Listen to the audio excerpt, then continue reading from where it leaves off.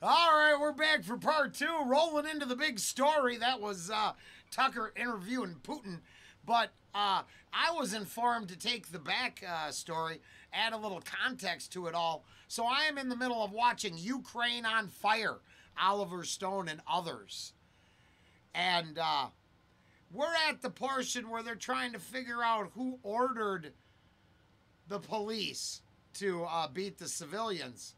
But I believe I spent a long time talking about the hearts and minds because I'm a weirdo tinfoil hat guy and think that that speech Robin Williams gives in, Good Morning Vietnam is very important. You're not here to tell the truth. You're here to win the hearts and minds of individuals. They'll believe whatever we tell them, kind of. Cliff Notes version there for you.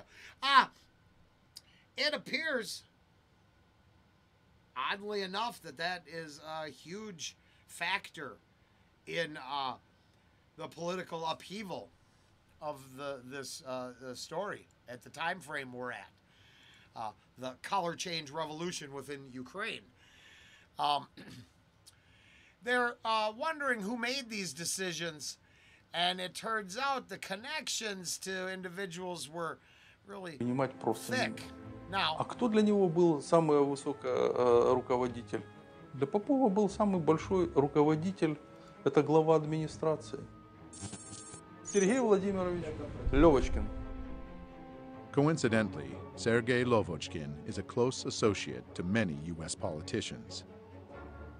The security service of Ukraine had evidence that on that night, Lovochkin was in contact with opposition leader Yatsenyuk, where they discussed the clearing of Maidan. Yeah, so, and I don't know. Like I said, we're just getting ready to start part two, but we learned that NGOs and agencies, government influence, CIA plots, color change revolutions.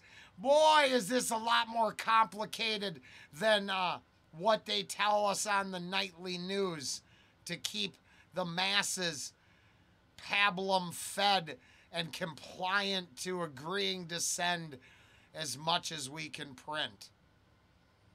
And, fair enough, changing the hearts and minds of the middle left at a steady clip. It's very interesting. Wow. They did use the premise of the Christmas tree. I can't. So this is why I don't actually side with our administration.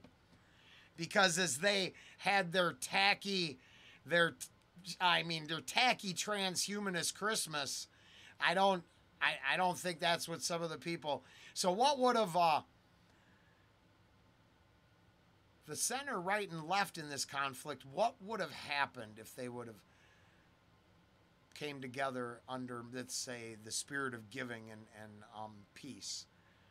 Weird. They probably didn't want that. So I wonder which side is going to use Christmas to get its ends met. Right now, in the propaganda that's in this world, I only know one side that hates Christmas. And that same side loves Satan. It is so weird. Oh, I did get to the portion of the program where the LARPers showed up. Now, they're violent extremists. I'm only mocking them because I hate them. This is where I talked about that righteous hate. If you're just an infiltrated rabble-rouser in the crowd causing conflict because decent people won't bend to your will and join the mob, you're the garbage. You're the garbage LARPing activists. It's the actual masses who were fine until provocation took place that I would side with. And then that would be with both sides. I just do not and will not side with the extremes no more. It's all a bunch of a-holes. LARPing assholes. All right, and I think, for my own personal opinions and all opinions for entertainment purposes only, it gets really complicated because it appears that his crowds are infiltrated by both sides. That the far left, far right, the far fringe extremists and authoritarian value worshipers are your biggest problem, right? I wanna join that club. Well, that's why the LARPers in this country get mocked by anybody that I know, right? The influence spheres that I draw from mock that shit. And then even slightly fringe influencers are now admitting that they've been played multiple times with narrative and context control. That they didn't actually know the real story, and until they watched the real story with their own eyes and ears, did they understand how much they had been deceived and lied to. And the actor from Do the Right Thing, I think he was in that, wasn't he? Maybe, I don't know. Maybe he wasn't in that. Maybe he was in something else. Michael Rappaport. I just heard him giving and he owned it. Because he ranted and raved like a lunatic. But anyone who's saying that it's not shifting in a different direction right now isn't paying attention. Because a lot of people who influenced hearts and minds, just like Good Morning Vietnam, I would assume, kind of as the subplot there, turns out it changes. You find out you're influencing and actually you're dehumanizing, controlling and enslaving, and bam, that suck. And then it only takes that small amount of fringe extremists to do it, because us unfortunate normies we get afraid, so we wanted our grievances heard. We didn't want to burn down Parliament. Органов на милицию, которая защищала и не давала захватить правительственные здания. Yeah, so that wow. I wish I would have known way back then to pay attention to more, because awakening this late sometimes hurts, because you like, oh, it wasn't just the college campuses I was learning and seeing the techniques and maneuvers wielded in. It was all over the planet. That it's literally been the same kind of urban terroristic actions that these color change revolutions incorporate. Plus tying it in with Facebook. Weird how that's all part of the same system. Hey, you think any of those systems are going to be part of the social control network, where you'll never be able to say anything in front of your phone because you'll lose all rights to everything? I wonder a lot. Techniques. Almost like when far extremists take hold of a building, it's now their building. When the other side airs grievances or takes over a building, they're now the evilest thing on the planet. The techniques are to demonize, dehumanize the exact actions they commit, but then blame them on their enemy. Where did I see that before? I don't care what fucking side you're on. Where have we seen that before? Where have we seen violence is speech, but speech is violence? Is there any group saying that sort of bullshit to our faces? Better tell them to shut the fuck up. As veiled and masked as the color revolutions can be, an attentive viewer can see subtle patterns and similarities revealing their true nature. All right, I paused the wrong way. We're going back. We're doing this one for better or worse, because this is what I was talking about. And I wish I could have her with me right now. If you were watching, the Jeep showed up in the middle of the street. All the little uniformed LARPers got out of it. They knew exactly what was coming. To riot unicorn transhumanist flesh slug feed knew exactly where to film. They had food and support groups, logistics and planning.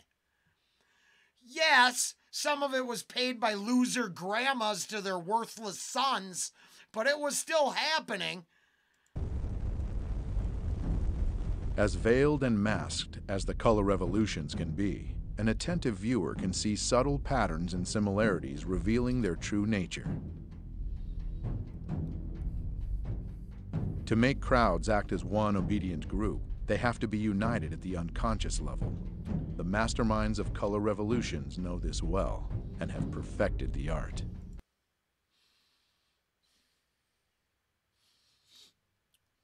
So, maybe I'm just a loser because I think this is a value, and I believe I've been saying it since they burned the police station down. Been saying it since college campuses exploded with pro-Marxist LARPers who want to destroy Jesus Christ because they're terrified of his name being invoked in front of them. Of course, when you serve Luciferian ends, the name of Jesus Christ is terrifying. You can't unify around the devil.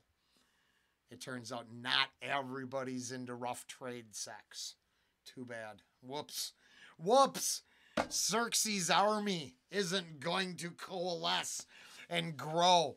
The minions of sexual perversion are not going to take over the world. Just a fucking heads up on that one, but it's not a winning combination. So I guess in my country, I have to see symbolism as a reason to dehumanize me and make me feel responsible for actions I wasn't involved in. The same exact iconic imagery is wielded other places to unify and unite behind a, well, illusionary worker rebellion, but you're all getting fucking replaced with robots. So what are you, high? Oh no, you wanted cricket pace and cuck tube. Oh, I forgot. But honestly, the symbolism is from day one. Talked about the iconography, the symbolism, how we use this Bernays style to convince and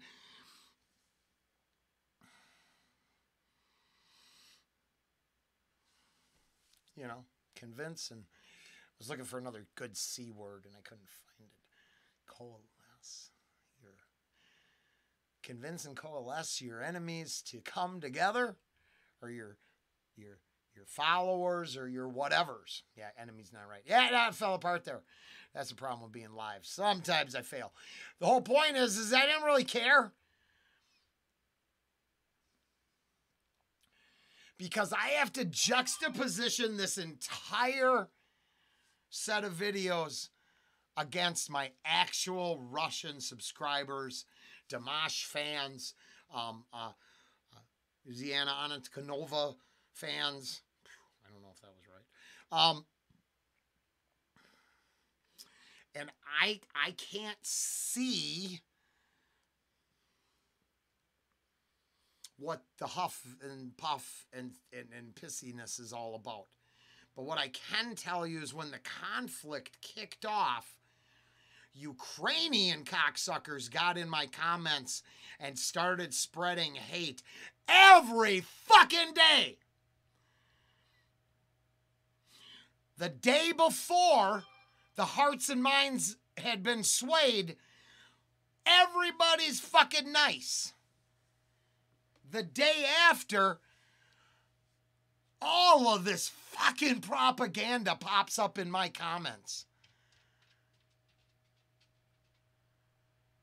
I ended up, people don't even know the shit I threw away because I'm like, you gotta be kidding me. And now, in hindsight and reflection, I see why they were all sided the way they were. How dare I? I'm a horrible cis heteronormative male. I was like, fuck, nobody gave a fuck about none of this shit. But then we started funding Nazi motherfuckers in Ukraine, and my comments are full of cocksuckers bitching at me. My God, I was resentful. Because my little Russian nephew wasn't a fucking bot or a spy. That was a fucking kid going, hi, I'm first. That goes away and got replaced with what I can now tell you was pro-Nazi propaganda assholes. Fuck them. You got no right coming into my home. You're not welcome. Ever. I wouldn't mean to be, I would feel bad, but we just got to the chanting, anthem, marching portion, where we now tie my music reaction, was over the 2 years to color change revolutions, and I discuss going all the way back to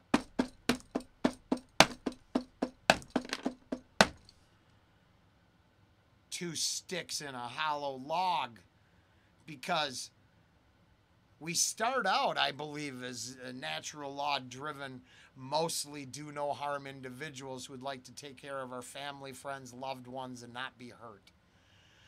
But with a little fucking rhythmic chanting, wouldn't you know it, we turn into a pitchfork, torch wielding, angry mob willing to watch atrocities and cheer. We are our own self-made bread and circuses. The mob is just the height of the most useless activity we partake in. It's just sad. It's fucking heartbreaking how much I see the destruction of my own country, because I was in Minnesota and our fucking car was in a shop and every other building around the shop was burned down. Don't fucking tell me a thing. For what aims? For what end? For what purpose did they burn that community down? Has it been rebuilt? Did it get better? Are the social workers fixing anything? Or have they just announced that they're going to be a sanctuary state and shh, don't talk about the roaming bands of people attacking and fucking hurting people? Shh, that makes me a racist bigot. Fuck the fuck off. If normies better start understanding that they're in the middle of a motherfucking color change revolution on the planet.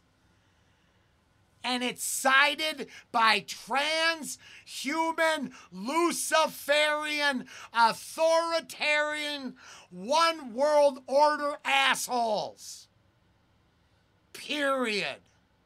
And because I just run my mouth nonstop, I had never seen this before. You don't gotta believe me, I don't care. But hold on, okay. Well known for exciting the crowd and creating a group identity, they depersonalize individuals and make them easier to manipulate. Okay, so at the very least, shit I believe is not special.